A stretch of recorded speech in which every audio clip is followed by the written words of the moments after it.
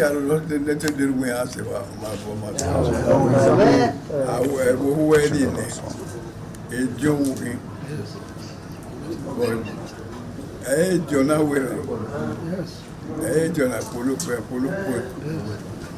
Jonah Nuria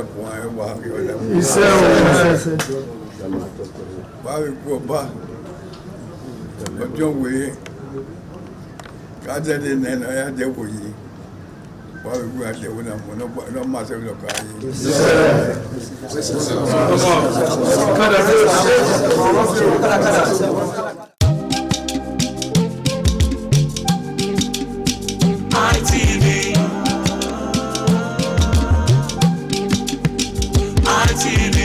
ITV, certainly the best.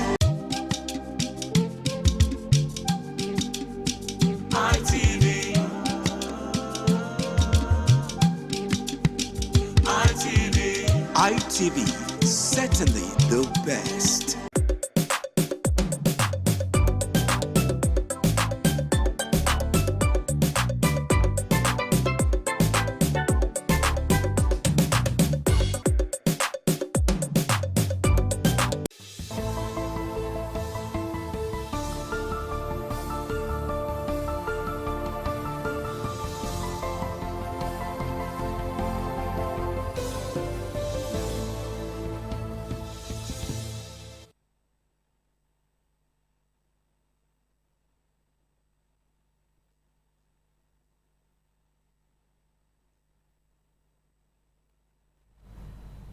A very beautiful evening to you, and thank you for joining us on the ITV News for tonight. I am Lawrence Osifo.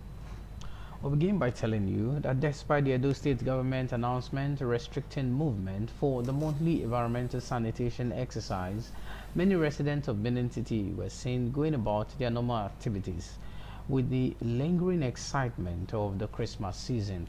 Compliance appeared mixed across Benin City. Donald Ehime, who monitored the exercise, filing the report.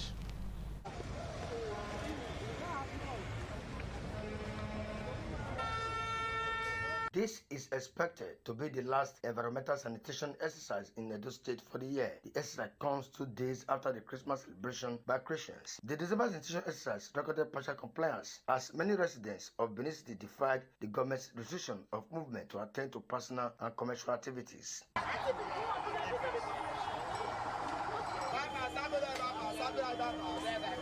Across several streets, shops opened early and pedestrians moved freely, with festive mood of Christmas still evident in many neighborhoods.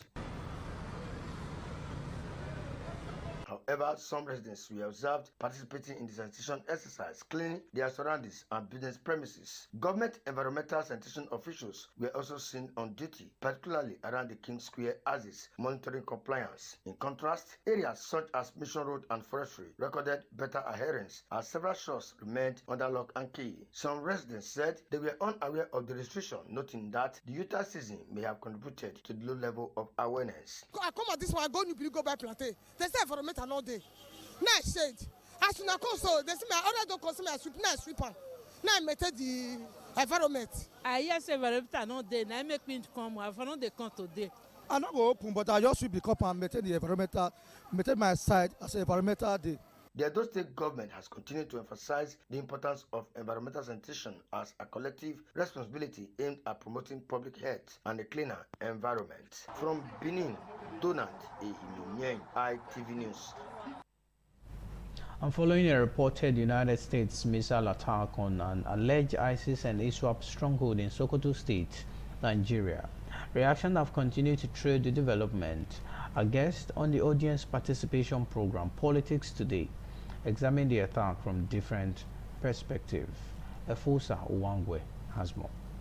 What has now been described by many as the Christmas bombing of terrorists in Sokoto, Nigeria, has generated widespread debates, with the legality of the United States action trending across various platforms. Although the federal government has confirmed the legitimacy of the attack and many Nigerians have expressed joy and support, others have continued to voice strong reservations. A public affairs analyst, Chief Daniel Matthew, who joined the program virtually, commended the airstrike but raised concerns over the choice of Sokoto State. He questioned why states such as Borno and Niger, which are more frequently linked to terrorist activities, were not targeted. Why Sokoto, where it's almost 99% Muslim?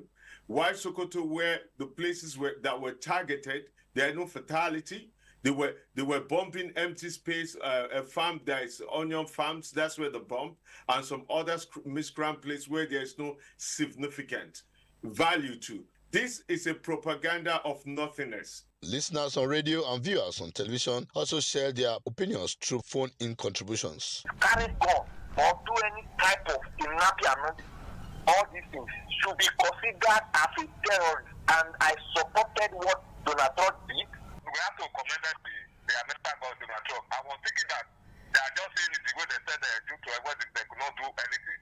But this one, we can not practical and practical what they have said. Politics Today is an audience participation program aired simultaneously on ITV and radio every Saturday from 10:30 to 11:30 a.m. From Benin, Efosa Wangwe, ITV News. The governor of Gombe State, Muhammadu Inuwa Yahaya, has expressed deep sadness over the tragic motor accident that claimed the lives of 7 persons from the Lawanti community in the Akko local government area of the state. The victims were reportedly on their way to Maiduguri, the Borno state capital, to attend the wedding ceremony. Reacting to the sad news, Governor Inuwa Yahaya described the incident as painful and devastating loss, not only to the affected families but also to the entire Lawanti community in Akko local government area of Gombe State at large. He noted that the untimely death of such precious souls have deeply touched the hearts of all, adding that no words can adequately console families who have lost loved ones under such tragic circumstances. The governor commiserated with the families of the victims, particularly the district head of Jalingo, Bello Hassan Babangida, who lost his sister and niece, Idris Lawanti Maigari, who lost his daughter, and Idris A. Isa Lawanti, the councillor representing the ward, who also lost a close relative. The Delta State Police Command has arrested a 42-year-old man for an alleged sexually abusing his 13-year-old stepdaughter, resulting in pregnancy, and attempting to terminate the pregnancy through the use of hard drugs. Warri correspondent Benga Ahmed have the report. According to the public relations officer of the Delta State Police Command, SP Edafi Bright, the suspect was arrested after the victim reported the abuse to her school proprietor. The girl alleged that her stepfather has been sexually abusing her for over 1 year and 8 months, prompting the school authorities to report the matter to the police. And ask our proprietress, ma, please, if someone that is not your father is having sex with you, will you and that your stepfather have the same blood? That was the confusing question, and that was what led the cat out of the bag. The victim narrated an ordeal to investigators, while the suspect also reportedly admitted to committing the offense. The first day he violated you, how did he do it? The first day, he called me inside the room. Inside the room? Yes. You said there was a wedding party in your compound? Yes, outside the compound. So he called me inside the room and started touching me. And even if I shout, nobody will hear my voice. So he started touching me from there, putting my pants, and there's no way I can still escape outside. He started molesting me inside. Who did this girl be to you? My stepdaughter. So how long have you been having sex with her? About a year now. In a related development, SP Edafi disclosed that the command has recorded a major breakthrough in its fight against courtesan and violent crime, with the arrest of 13 suspected members of notorious court group. The arrests were made during a tactical operation at Eraka Community, Kokori Forest, in Etiop East local government area.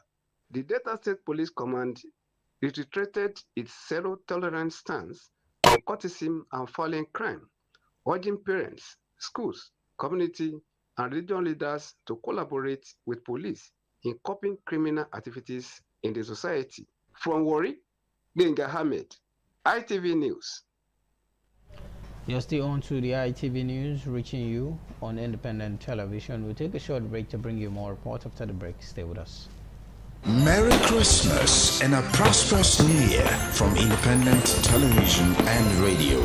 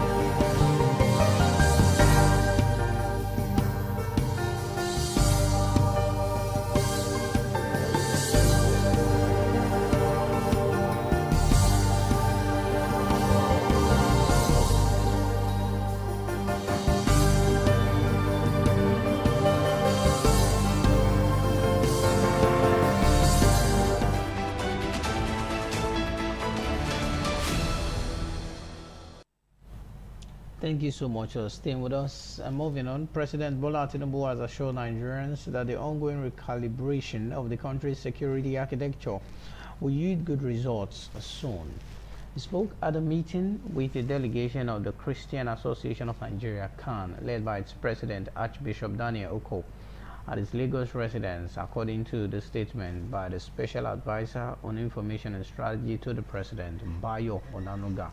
President Tinubu stated that his administration is committed to establishing state and community police to transform the country's security narratives.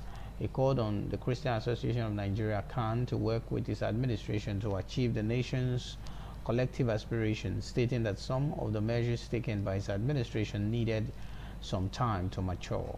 The president, however, stated that the delays were affecting the public perception of his administration's commitment to addressing the security challenges. He said that the government was not relenting in its effort to return the nation to peace and prosperity, despite the guerrilla tactics of the bandits and insurgents.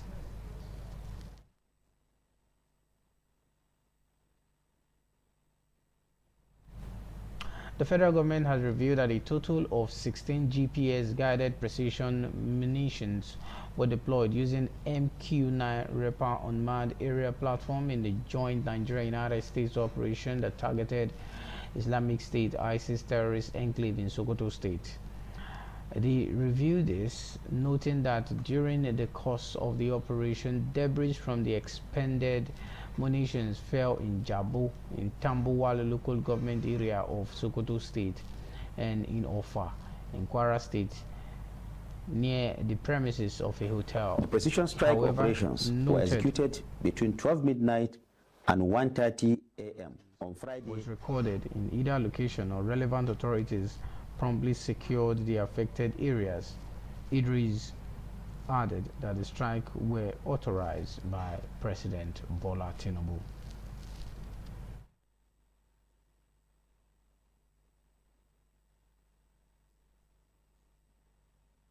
Between 12 midnight and 1:30 a.m. on Friday, December 26, 2025, following explicit approval by the President of the Federal Republic of Nigeria, His Excellency President Bola Ahmed Tinubu, GCFR. The operation was carried out under established command and control structures with the full involvement of the Armed Forces of Nigeria, under the supervision of the Honorable Ministers of Defense and Foreign Affairs, as well as the Chief of Defense Staff.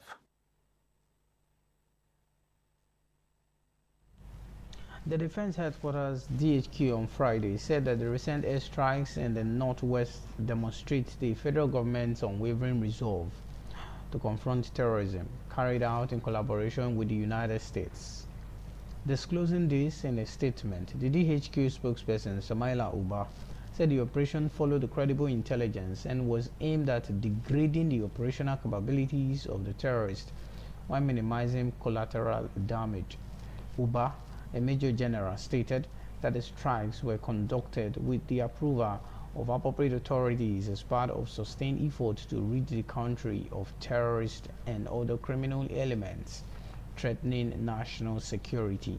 According to him, the operation underscores the resolve of the federal government working with strategic international partners to confront transnational terrorism and prevent foreign fighters from establishing or expanding footholds within Nigeria. The defense spokesperson reaffirmed the commitment of the armed forces to the protection of lives and properties across the country. Operatives of the Police Force Intelligence Department have arrested 2 suspected bandits and said that it linked to the various violent crimes across Katsina, Zamfara, Niger, and Kwara states. The force spokesperson Benjamin Hundeyin, in a statement on Friday, said the suspects were apprehended during a high-stakes covert operations in Kwara State. According to the statement, one of the suspects was identified as Abubakar Usman, popularly known as Sidi, who was seen in viral video flaunting arms and large sums of money. The second suspect was identified as Shehu Muhammadu, aka Gide. Hundeyin said that the operatives recovered one brand new Honda Ace 125 motorcycle, 500,000 naira cash, and AK-47 rifle with magazine loaded with 20 rounds of live ammunition from the suspect. In Ogun State, southwestern Nigeria, where the Ogun State Police Command says it has arrested 8 suspects for the breach of public peace, unlawful assembly, obstruction of traffic, and serious assault on police officers following a disturbance caused by a group in part of Sango-Ota in Ogun State. This was confirmed by the command's spokesperson Oluseyi Babasheyi in a statement made available to journalists in Abeokuta, the state's capital. He stated that at Temida Junction and on the bridge in Sango-Ota, a group agitating under the aegis of Democratic Republic of the Yoruba unlawfully barricaded roads, set bonfires, disrupted the free flow of traffic, and attacked police officers deployed to maintain law and order. Babasheyi added that upon receiving the report, police operatives swiftly mobilized to the affected location, successfully dispersed the group, and arrested the suspect. He said exhibits recovered from the suspect include a Toyota Dyna vehicle used to convey the suspect, 2 broadcast speakers, a carton containing flags, shirts bearing inscription of the agitation, and banners displaying their message and manifesto. And to business news, where the Nigerian Independent System Operator NISO has announced a notable improvement in power generation following the repair and restoration of the vandalized Lagos Escravos gas supply infrastructure.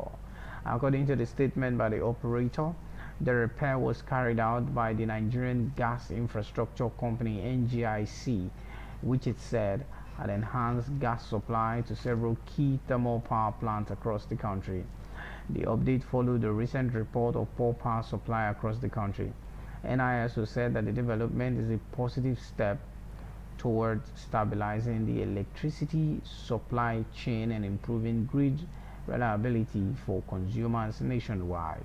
The statement added that other thermal plants and power plants remain available and on standby, awaiting confirmation of gas supply from their respective suppliers. Talking entertainment news, where the guitarist and keyboardist player Perry Bamonte has died at the age of 65, the band has stated. In a statement on Cure's website, the band said that the British musician died after a short illness at home over the Christmas, saying they were making the announcement with enormous sadness. Having been part of the Cure's road crew from 1984, Bamonte was asked to join the band after the departure of the keyboardist Roger O'Donnell in 1990. He went on to play guitar, keyboard, and bass of 5 studio albums featuring on track including Friday, I Am in Love, High, and a Letter to Alice. Bamonte also appeared on the Cure's live album Party and Show, both released in 1993, and performed at more than 400 shows over the course of 14 years. Bamonte later became the bass player in supergroup Love Amongst Ruin. Bamonte also had a keen interest in fly fishing and beauty career as an illustrator, contributing to the magazine Fly Culture.